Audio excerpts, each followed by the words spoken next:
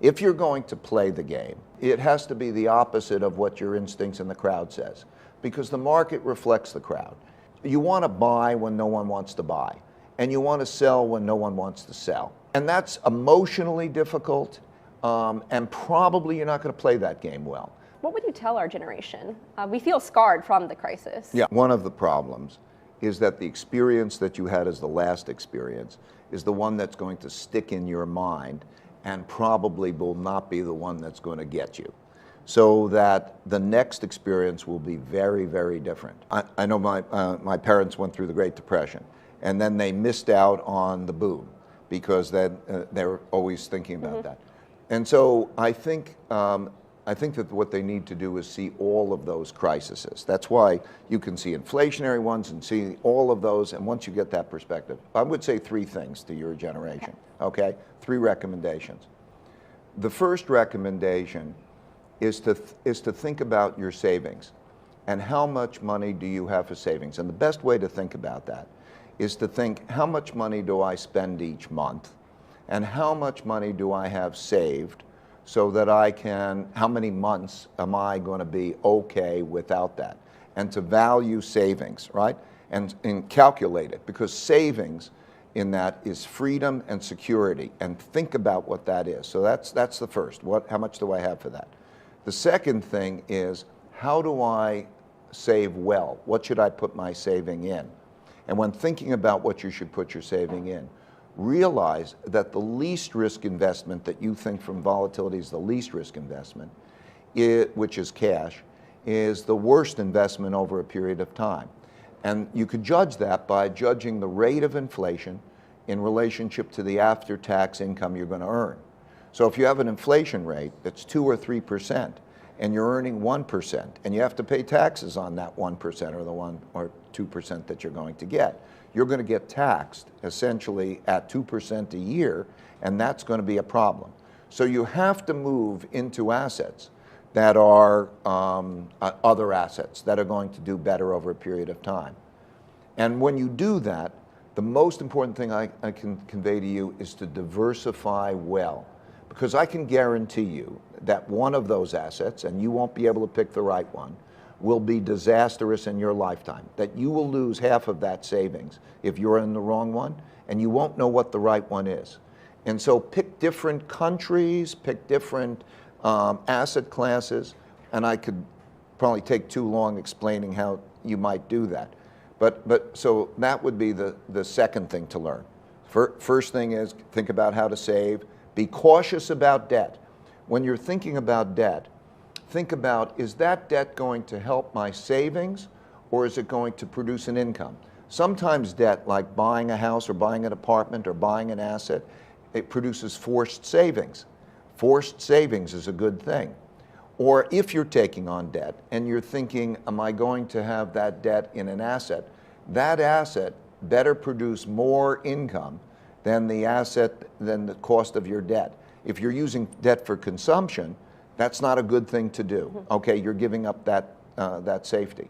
So number one is think about how much you save and think about whether that should be and how you borrow. Number two, make sure that you think about the diversification of that, not in cash.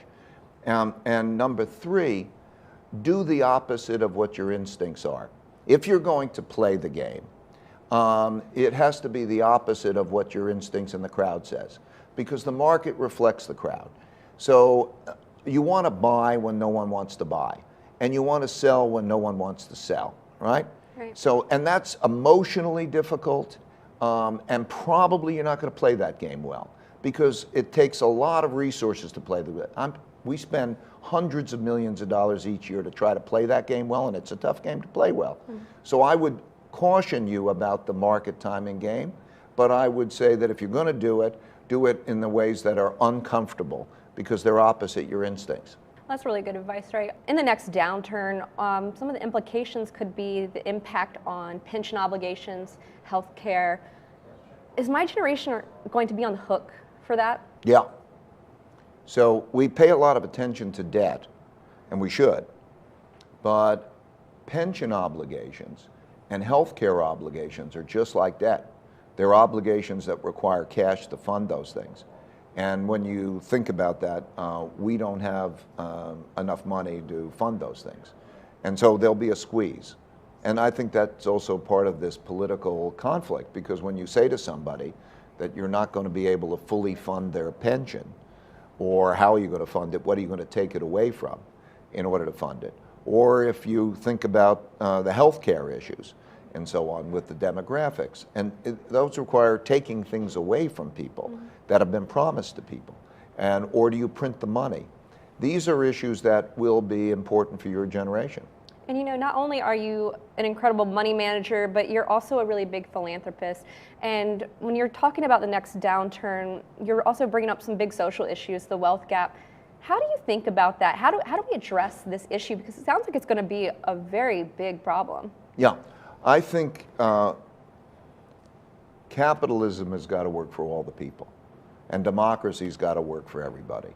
And we're in a situation right now, because of a lot of things, that it's not working for a large portion of the bottom 60%. I separated the averages to the bottom 60% and the top 40%. I could have done it the 80% or even 95%. And it's not working for a large percentage of the population. We don't have adequate education. We don't create bottoms. In many cases, my wife works in Connecticut to try to help what are called disengaged and disconnected youth. Let's give you a picture. Connecticut, which is the richest state in the country, or equal to the richest state in the country, has 22% of its high school students are disengaged or disconnected. Disengaged means they attend high school, but they don't really study, they just sort of get through. And disconnected means they don't even know where they are. 22%. Now, those students, those people are going to be on the street. That's a problem. There are school districts in which they have to share books, or in some cases, even have to share pencils. They literally will break a pencil in half and sharpen it from both ends, or pass it around and so on. And that issue about opportunity in terms of education or even income opportunity. There's a population that in that bottom 60% where opiate use is rising and suicides are rising. I think there has to be considered a national emergency in which we create metrics. What are those conditions? And that there should be a dealing with that. I think that these things can be dealt with much, much better, but it has to be treated in a way that that's dealt with. And that has, by making them productive.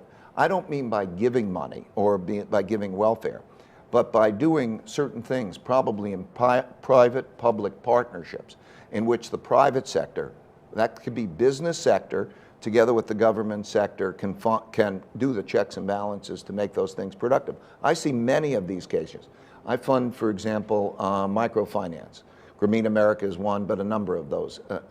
And the capacity to lend somebody $1,000 and get paid back, not 99%, 98% payback rates. And that $1,000 can create the purchase of a rug cleaning piece of equipment, and that person's in business to be able to be productive. Those kinds of things need to be thought about, because if we don't have capitalism working for the majority of people, it's going to be threatened. And the same thing is democracy. The democracy is based on the notion of compromise, to be able to bring people together and so on. I think if we have too much fragmentation, I think that these are the biggest risks. I think debt crises can be managed, but when you get into bad situations, as a basic principle, if you have rich and poor living together, and they have to decide how they're going to spend a budget, how they divide a pie, and you have an economic downturn, you're probably going to have a conflict. And I think that has to be dealt with.